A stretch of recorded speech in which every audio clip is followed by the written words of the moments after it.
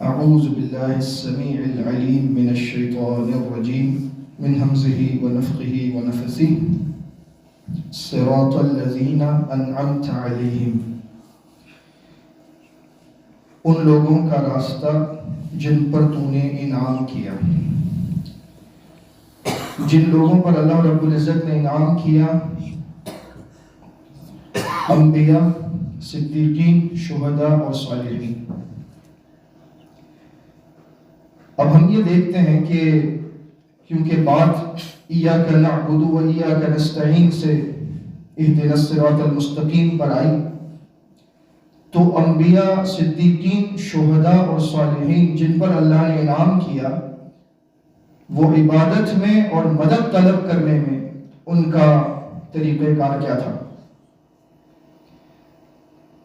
ابراہیم علیہ السلام کا ذکر تو آپ نے کل سنا تھا کہ وہ یکسوئی کے ساتھ اللہ کی عبادت کرتے تھے اور ہر قسم کے شرک سے مبرہ تھے اور اسی کی وہ دعوت دیتے تھے اور اسی دعوت کی وجہ سے ان پر بہت سے مظالم ڈھائے گئے حتیٰ کہ ان کو آگ میں پھینکا گیا، لیکن اللہ رب العزت نے ان کو بچا لیا.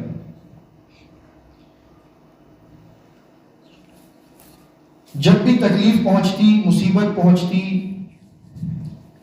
استغفار کا موقع ہوتا یا کوئی بھی پریشانی آتی تو یہ نیک لوگ کس کو پکارتے تھے، کس کی طرف لپکتے تھے؟ کیا کوئی بعد والا نبی اپنے سے پہلے والے نبی کو پکارتا تھا، یا وہ کسی فرشتے کو پکارتے تھے، یا کسی جن کو پکارتے تھے، یا کسی بت کو پکارتے تھے، یا کسی قبر میں مدفون بزرگ کو پکارتے تھے؟ وہ کس کو پکارتے تھے؟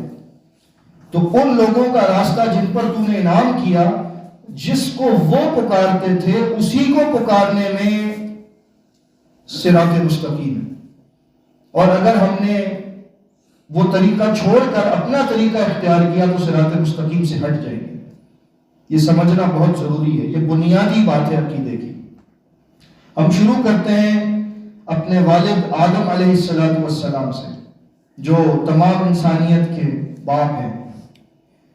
ان سے خطا ہوئی، جنت میں اللہ نے ان کو بھیجا، اماں حوا کو بھیجا اور ان سے فرمایا وَلَا تَقْرَبَا هَٰذِهِ الشَّجَرَةَ، اس درخت کے قریب نہ جانا.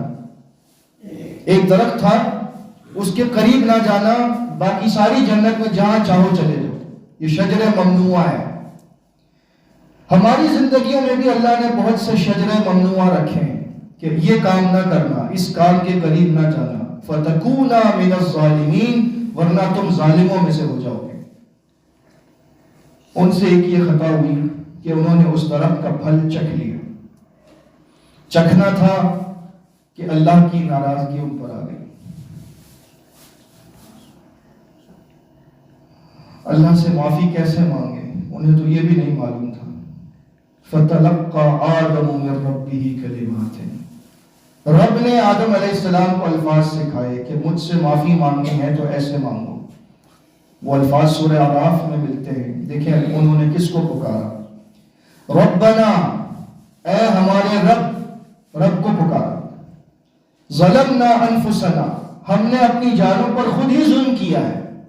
وَإِن لَّمْ تَغْفِرْ لَنَا، اور اگر تو نے ہمیں معاف نہ کیا، وَتَرْحَمْنَا، اور ہم پر رحم نہ فرمایا، لَنَكُونَنَّ مِنَ الْخَاسِرِينَ، تو ہم خسارہ اٹھانے والوں میں سے یقینی طور پر ہو جائیں گے.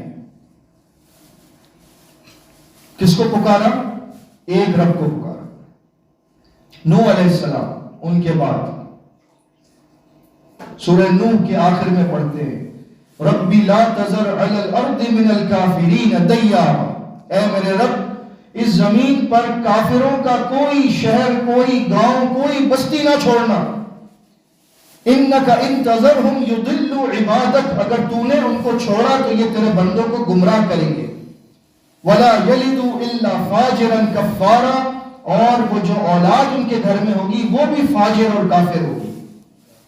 آج ہم دیکھ لیں یہ کافر کیا کر رہے ہیں، فلسطین میں کیا کر رہے ہیں، غزہ میں کیا کر رہے ہیں، کتنا ظلم ڈھا رہے ہیں ہمارے اپنے ہی بہنوں، بھائیوں، بچوں پر.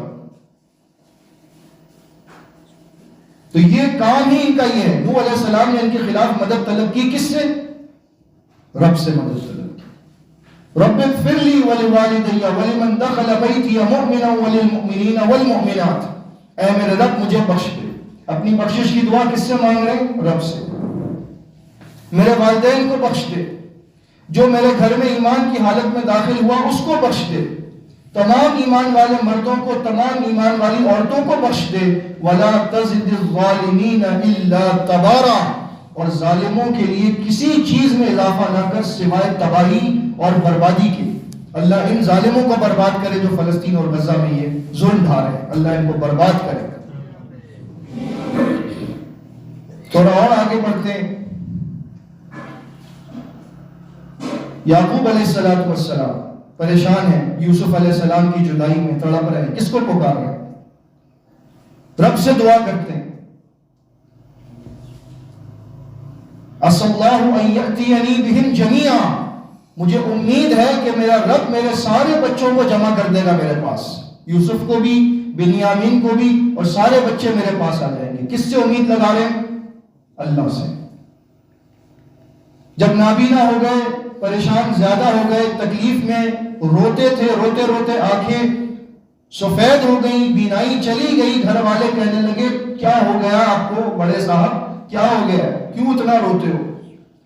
انما اشکو بثی وحزنی الی اللہ. تو کہنے لگے میں اپنا دکھ اور اپنا غم اپنے رب کے سامنے رکھتا ہوں، میں تم سے کچھ نہیں کہتا، میں روتا ہوں تو اپنے رب کے سامنے رکھتا ہوں. وہاں پر یوسف علیہ السلام باپ سے نہ جانے کتنی دور، باپ کنعان میں، بیٹا مصر میں.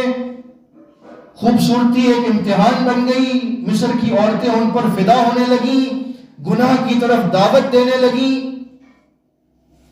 کس سے دعا کی گناہ سے بچنے کے لیے؟ سورہ یوسف. رب السجن احب الی مما یدعوننی الیہ. اے میرے رب، جس کام کی طرف یہ عورتیں مجھے بلاتی ہیں، اس کام سے بہتر ہے کہ مجھے تو قید خانے بھجوا دے، مجھے جیل میں بند کروا دے، میں ان کی طرف جانا نہیں چاہتا. وَإِلَّا تَصْرِفْ عَنِّي كَيْدَهُنَّ. اگر تو نے ان بری چالوں کو مجھ سے نہ پھیرا، اصب الیہن، تو میں ان کی طرف جھک جاؤں گا، میں ان کی طرف مائل ہو جاؤں گا، مجھ سے یہ گناہ ہو جائے گا. تو مجھے بچا سکتا ہے، میں نہیں بچ سکتا. تو یہ ساری باتیں ہمیں کیا بتا رہی ہیں کہ ان نیک لوگوں نے صرف ایک ذات واحد کو پکارا. یہ سلسلہ انبیاء علیہ السلام کا اور ان کی پکار، ان کی دعا کا، یہ ہم اس کو کل بھی چند انبیاء علیہ السلام کے حوالے سے جاری رکھیں گے، کیونکہ اس سے آپ کو یہ بات سمجھنا بہت آسان ہو جائے گا کہ ہم لوگ جس معاشرے میں رہتے ہیں، یہاں پر تو ہر چھوٹی بڑی مشکل میں رب العزت کو تو پکارنے کا وقت ہی نہیں ملتا. ہم دوسروں کو پکارنا شروع ہو جاتے ہیں اور ہم سمجھتے ہیں کہ بس ان سے کام کروا لو، یہ اللہ سے کروا لیں گے، ہم تو بڑے گناہگار ہیں، ہماری تو رب سنتا ہی نہیں.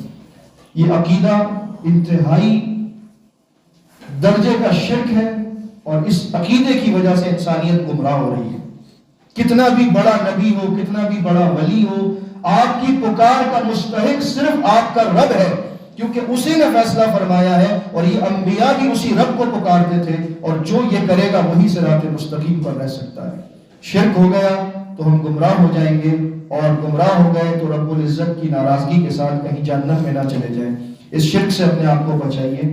میں آپ سب سے یہی گزارش کرتا ہوں، قرآن سے جڑ جائیے، اور خصوصاً اپنی نمازوں میں اور اپنی دعاؤں میں اس بات کا اقرار کرتے رہیے کہ اے رب، ہم صرف تجھ سے مانگتے ہیں، تجھ سے چاہتے ہیں، ہم کسی اور کو تیرے سوائے نہیں پکارتے. تو ہی پکار کر دعا کو قبول کرنے والا ہے، تو ہی مسائل کا حل کرنے والا ہے. اللہ رب العزت ہمیں توحید خالص عطا فرمائے، شرک کی تمام اقسام سے محفوظ رکھے.